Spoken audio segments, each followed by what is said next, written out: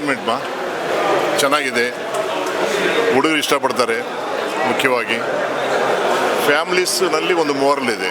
ಇವಾಗ ಎಷ್ಟೋ ಜನ ಮದುವೆ ಆದಮೇಲೆ ಹೆಣ್ಮಕ್ಳು ತಪ್ಪು ಮಾಡ್ತಾ ಇದ್ದಾರೆ, ಹೆಂಡತಿ ಅನ್ನೋದನ್ನು ಮರ್ತೋಗ್ತಾ ಇದ್ದಾರೆ. ಮರೆಯಬಾರದು ಅನ್ನೋದು ನಮ್ಮ ಪ್ರವೀಣ್ ನಾಯ್ಕ ಅವರ ಉದ್ದೇಶ. ಒಂದು ಮೋರಲ್ ಇದೆ ಈ ಸಿನಿಮಾನಲ್ಲಿ, ಎಲ್ಲರೂ ನೋಡ್ಬೋದು, ಎಂಜಾಯ್ ಮಾಡ್ಬೋದು. ಸರ್, ಸಂದೇಶ ಏನು ಸರ್ ಈ ಸಿನಿಮಾ? ಮದುವೆ ಆದಮೇಲೆ ಹೆಂಡತಿ ಅನ್ಸ್ಕೊಂಡ ಮೇಲೆ ತಾಲಿಗೆ ಕಾಲುಂಗರಕ್ಕೆ ಒಂದು ಗೌರವ ಕೊಡಬೇಕು. ಅದು ಬಿಟ್ಟು ಬೇರೆ ಆಸೆ ಪಟ್ಟರೆ ಜೀವನ ಹಾಳಾಗತ್ತೆ. ಜೈಲಿಗೆ ಹೋಗಬೇಕು, ಸಾಧನೆ ಮಾಡೋದು ಏನಿಲ್ಲ, ತಪ್ಪೇ ಮಾಡಬಾರದು ಅನ್ನೋದು ಸಂದೇಶ ಕೊಟ್ಟಿದ್ದಾರೆ. ಚೆನ್ನಾಗಿದೆ ಸಿನಿಮಾ. ಹೇಗಿದೆ ಸರ್? ಗುಡ್, ಒಳ್ಳೆ ಪ್ರಯತ್ನ ಮಾಡಿದ್ದಾರೆ. ಪ್ರತಿಯೊಂದು ಸಿನಿಮಾಲೂ ಒಂದೊಂದು ಕಂಟೆಂಟ್ ಇಟ್ಕೊಂಡು ಸಿನಿಮಾ ಮಾಡ್ತಾರೆ. ಪ್ರತಿಯೊಬ್ಬ ಕಲಾವಿದನೂ ಒಂದು ಕನಸು ಕಟ್ಕೊಂಡು ಒಂದು ಸಿನಿಮಾ ಮಾಡಿರ್ತಾರೆ. ಒಂದು ವಿಭಿನ್ನವಾದ ಒಂದು ಅತಿ ಆಸೆ ಗತಿ ಕೇಡು ಅಂತ ಒಂದು ಕಂಟೆಂಟ್ ಇಟ್ಕೊಂಡು ಒಂದು ಮೆಸೇಜ್, ಸೋಷಿಯಲ್ ಮೆಸೇಜ್ ಕಾಸ್ಗೆ ಒಂದು ಸಿನಿಮಾ ಮಾಡಿದರೆ. So all the best to all Tequila team. ನನ್ನ ಸ್ನೇಹಿತರು ಒಂದು 10 ವರ್ಷದಿಂದ ಪರಿಚಯ, ಧರ್ಮಕೀರ್ತಿ ಅವರು. ಸೊ ಅವರು ಒಂದು ನವಗ್ರಹ ಆದಮೇಲೆ ಬಿಗ್ ಬಾಸ್ಗೆ ಹೋದ್ಮೇಲೆ ಆಫ್ಟರ್ ಬಿಗ್ ಬಾಸ್ ಇದೊಂದು ಸಿನಿಮಾ ಮಾಡಿದ್ದಾರೆ. ಸೊ ಅವ್ರಿಗೂ ಇನ್ನೂ ಹೆಚ್ಚಿನ ಸಿನಿಮಾ ಸಿಕ್ಕಲಿ, ಅವ್ರಿಗೂ ಒಳ್ಳೆಯದಾಗಲಿ. ಅದೇ ರೀತಿ ಹೀರೋಯಿನ್ ಅವರು ನಿಖಿತಾ ಸ್ವಾಮಿ ಅವರು ಮಾಡಿದ್ದಾರೆ, ಅವ್ರಿಗೂ ಒಳ್ಳೆಯದಾಗಲಿ. ಎಸ್ಪೆಷಲಿ ಕನ್ನಡ ಸಿನಿಮಾನ ಯಾವತ್ತೂ ನಾವು ಹೇಳಬೇಕು ಅಂದರೆ ಥಿಯೇಟ್ರ್ ಬಂದು ವೀಕ್ಷಣೆ ಮಾಡಿ, ಯಾವುದೇ ಕನ್ನಡ ಸಿನಿಮಾ ಬರಲಿ ಸಪೋರ್ಟ್ ಮಾಡಿ. ಕನ್ನಡ ಸಿನಿಮಾ ನೀವು ಎಷ್ಟು ಸಪೋರ್ಟ್ ಮಾಡ್ತಾರೆ, ಕಲಾವಿದರು ಹಂಗೆ ಬೆಳೀತಾ ಇರ್ತಾರೆ. ಏರುಪೇರು ತಪ್ಪು ಸರಿ ಇದ್ದೇ ಇರ್ತದೆ, ಯಾರು 100% ಪರ್ಫೆಕ್ಟ್ ಕೊಡಲಿಕ್ಕಾಗಲ್ಲ. ಏನಾದ್ರು ಆಗು ಹೋಗುಗಳು ಇರ್ತವೆ, ಅದನ್ನೆಲ್ಲ ಸರಿಪಡಿಸ್ಕೊಂಡು ಇನ್ನೂ ಹೆಚ್ಚಿನ ಒಳ್ಳೊಳ್ಳೆ ಕನ್ನಡ ಸಿನಿಮಾನೂ ಬರಬೇಕು.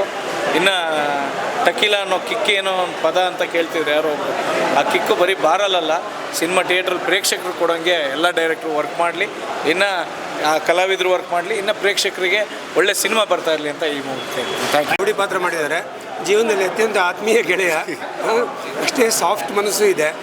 ಇದೊಂದು ವಿಶೇಷ ಅಂದರೆ ರೌಡಿಗಳಿಗೂ ಸಾಫ್ಟ್ ಮನಸ್ಸು ಇರುತ್ತೆ. ಸಾಫ್ಟ್ ಮನಸ್ಸವ್ರಿಗೆ ಒಳಗಡೆ ಒಂದು ರೌಡಿತನ ಇರುತ್ತೆ ಒಂದೊಂದು ಸಲ.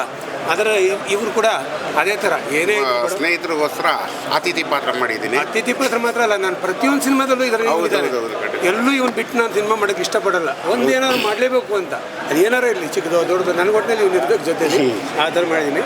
ಇದರಲ್ಲಿ ವಿಶೇಷವಾಗಿ ನನ್ನ ಮಗಳು ಮಾಡಿದ್ದಾಳೆ. ಅವಳು ಚಿಕ್ಕವಳಿರುವಾಗ ಬಾಲ್ಯನಟಿಯಾಗಿ ಮಾಡಿದ್ಲು. ನಂದೇ ಮೀಸೆ ಚಿಕ್ಕದಾಗ ಸಿನಿಮಾಲೆಲ್ಲ ಮಾಡಿದ್ಲು. ಇದರಲ್ಲಿ ಒಂದು ಇಂಪಾರ್ಟೆಂಟ್ ಅವಳ ಬಾಯಲ್ಲಿ ಕೇಳೋಣ, ಹೇಳಮ್ಮ. ಸೊ ಇಡೀ ಸ್ಟೋರಿಗೆ ಒಂದು ಟ್ವಿಸ್ಟ್ ಕೊಡುವಂಥ ಒಂದು ರೆವೆಲೇಷನ್ನ ನಾನು ಮಾಡ್ತೀನಿ. ಒಂದು ನನ್ನ ಅಬ್ಸರ್ವೇಷನ್ ನೋಡಿ ಸೈಂಟಿಫಿಕ್ ಆಗಿ ರಿಯಲ್ ಲೈಫಲ್ಲೂ ಕೂಡ ನಾನು ಕ್ಲಿನಿಕಲ್ ಸೈಕಾಲಜಿಸ್ಟ್ ಆಗಿ ವರ್ಕ್ ಮಾಡ್ತಾ ಇದ್ದೀನಿ ಬೇರೆ ಬೇರೆ ಹಾಸ್ಪಿಟ್ಲಲ್ಲಿ. ಸಿನಿಮಾದಲ್ಲೂ ಅದೇ ರೋಲ್ ಮಾಡಿದ್ದೀನಿ. ಸೊ ಒಂದು ಸೈಂಟಿಫಿಕ್ ಬೇಸಿಸಲ್ಲಿ ಒಂದು ಟ್ವಿಸ್ಟ್ ಕೊಡ್ತೀನಿ, ಅಲ್ಲಿಂದ ಸಿನಿಮಾ ಬೇರೆ ಲೈನಲ್ಲಿ ಹೋಗುತ್ತೆ. ಸೊ ನೀವೆಲ್ಲರೂ ಸಿನಿಮಾ ನೋಡಬೇಕು ಅಂತ ನಾನು ಪಾಯಿಂಟ್ ತುಂಬ ಚೆನ್ನಾಗಿದೆ.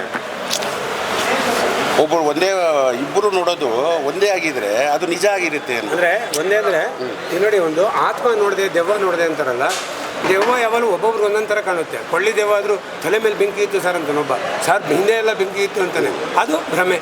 ಯಾಕಂದ್ರೆ ಒಬ್ಬರು ಕಾಣಿಸ್ದಂಗೆ ಇನ್ನೊಬ್ಬರು ಕಾಣಿಸ್ತಿಲ್ಲ ಅಂದರೆ. ಬಟ್ ಇವಳು ಒಂದು ಪಾಯಿಂಟ್ ಇದೆ, ಅದರಲ್ಲಿ ಇಬ್ಬರಿಗೂ ಒಂದೇ ಥರ ಕಾಣಿಸುತ್ತೆ ಅಂದರೆ ಅದು ಭ್ರಮೆನೂ ಅಲ್ಲ, ಅದು ಆತ್ಮನೂ ಅಲ್ಲ. ಸಿನಿಮಾಗೆ ಟರ್ನಿಂಗ್ ಪಾಯಿಂಟ್ ಆ ಡೈಲಾಗ್. They are alive. ಅವರು ಅದು ಯಾರೋ ಆ ಮನುಷ್ಯ ಬದುಕಿದ್ದಾನೆ ಹಾಗಾದ್ರೆ ಒಂದು ಪಾಯಿಂಟ್ ರಿವೀಲ್ ಮಾಡ್ತಾರೆ ಅವಳು. ಅಲ್ಲಿಂದ ಕತೆ ಬೇರೆ ಇದೆ. ಸೊ ನಾನು ಅದಕ್ಕೆ ಅವಳ ಎಕ್ಸ್ಪೀರಿಯನ್ಸ್ ಇದೆಲ್ಲ ಸ್ವಲ್ಪ ಸೈಕಲಾಜಿಕಲ್ ಬೇಸಲ್ಲಿ ಏನೇನಿದೆ ಬರುತ್ತೆ ಅಂತ ಕಥೆನ ಅವಳ ಹತ್ರ ಡಿಸ್ಕಸ್ ಮಾಡಿದೆ. ಅವಳು ಒಂದಷ್ಟು ಒಳ್ಳೆ ಪಾಯಿಂಟ್ಸ್ ಕೊಟ್ಟಳು.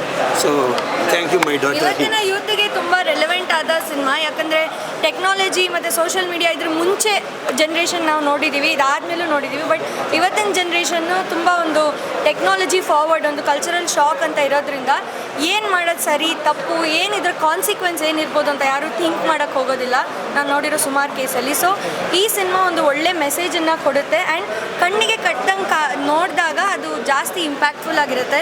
ಸೊ ಖಂಡಿತ ಇವತ್ತಿನ ಯೂತ್ ಒಂದು ನೋಡುವಂಥ ಒಂದು ಸಿನಿಮಾ ಇದಾಗಿದೆ. ಸೊ ನಿಮ್ಮ ಮಾಧ್ಯಮ ಸ್ನೇಹಿತರಿಗೆಲ್ಲರಿಗೂ ಧನ್ಯವಾದಗಳು. ಐ ಥಿಂಕ್ ಅದು ಆಲ್ಮೋಸ್ಟ್ ಎಲ್ಲರಿಗೂ ಸೆಕೆಂಡ್ ಹಾಫ್ ಸ್ವಲ್ಪ ಬೇಗ ಹೋಗೋದ್ರಲ್ಲಿ ಗೊತ್ತಾಗಿದೆ ಅನಿಸುತ್ತೆ. ಒಳ್ಳೆ ರೆಸ್ಪಾನ್ಸ್ ಸಿಕ್ಕಿದೆ, ನೋಡಬೇಕು ಮುಂದಿನ ದಿನಗಳಲ್ಲಿ ಹೇಗೆ ಆಗುತ್ತೆ. ಸರ್, ಫಸ್ಟೇ ನೋಡೋಕೆ ಬರದೇ ಇರೋಂಥ ಆಡಿಯನ್ಸ್ಗೆ ಎಸ್ಪೆಷಲಿ ನಿಮ್ಮ ಫ್ಯಾನ್ ಬೇಸ್ ಇದ್ದೇ ಇದೆ, ಅವ್ರಿಗೆ ಏನಾದರೂ ರಿಕ್ವೆಸ್ಟ್ ಅಂದರೆ ಒಂದು ಮೆಸೇಜ್ ಇದೆ ಸಿನಿಮಾನಲ್ಲಿ. ಆ್ಯಂಡ್ ನನ್ನ ಪ್ರಯತ್ನ ನಾನು ಮಾಡಿದ್ದೀನಿ. ಸೊ ಸಿನಿಮಾನ ನೋಡ್ಕೊಂಡು ಬರ್ತಾಯಿದ್ದೀನಿ ನನ್ನ ಸಿನಿಮಾಗಳನ್ನ.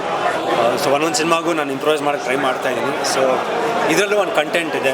ಎಸ್ಪೆಷಲಿ ನಾವು ಆವಾಗಲೇ ಹೇಳ್ದಂಗೆ ಒಂದು ಸೆಕೆಂಡ್ ಹಾಫ್ ಕಂಟೆಂಟ್ ಅನ್ನೋದು ಸಿನಿಮಾಲಿ ಭಾಳ ಮುಖ್ಯ. ಜನ ಎದ್ದೋಗೋ ಟೈಮಲ್ಲಿ ಸರಿ ಆಯ್ತು ಏನೋ ಒಂದು ಮೆಸೇಜ್ ಹೇಳಿದಾರಂತ ಇದೆ. ಸೊ ಅದು ನಾನು ಆಡಿಯನ್ಸಿಗೆ ಹೇಳೋದು, ಬನ್ನಿ ಸಿನಿಮಾ ನೋಡಿ ಫ್ರೀ ಇದ್ದಾಗ ದಯವಿಟ್ಟು ಕನ್ನಡ ಸಿನಿಮಾ, ಕನ್ನಡ ಚಿತ್ರರಂಗ ಬೆಳೆಸಿ ಅಂತ ಕೇಳ್ಕೊತೀನಿ.